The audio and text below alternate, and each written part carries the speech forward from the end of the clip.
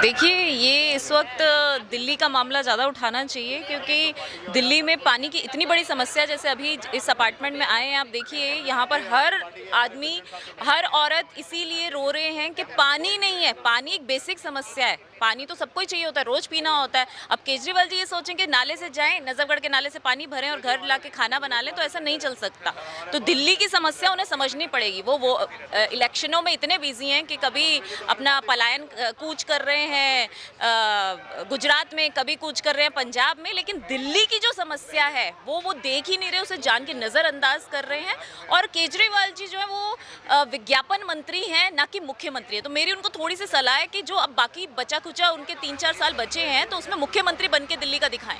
महंगाई जो है ना और पेट्रोल जो है ना वो बहुत परेशान कर रहा है। देखिए, शायद ये सबको या आप लोगों को या मीडिया, मुझे लगता है सबको पता होना चाहिए कि पेट्रोल के दाम बढ़ाना या घटाना ये हमारा केंद्र सरकार का काम नहीं होता।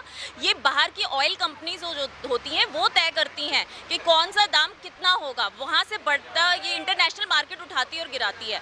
तो इसमें केंद्र सरकार का कोई हस्तक्षेप नहीं होता। हाँ, इतना ज़रूर है कि हम वैट हर राज्य से अपने वैट जो हमारे शासित राज्य हैं वहाँ हम वैट की दर थोड़ी कम करना चाह रहे हैं, और असम ने ये अच्छा सराहनीय कदम उठाया भी है, और एमपी में भी पेट्रोल और डीजल पे जो वैट है उसे घटाया है। मुझे लगता है कि जिस तरीके से हमारे भाजपा शासित राज्य पेट्रोल डीजल पे वैट घटा रहे हैं और उसका सीधा फायदा जनता को हो रहा है, ऐसे दिल्ली में भी केजरीवाल को भी ये करना चाहिए। और जहाँ पर दिल्ली की सरकार नहीं है, जहाँ 3 राज्यों में कांग्रेस की सरकार है, उनको भी यही करना चाहिए कि जनता को फायदा होना चाहिए, वो किसी भी तरह हो, हमने जनता को फायदा देना है।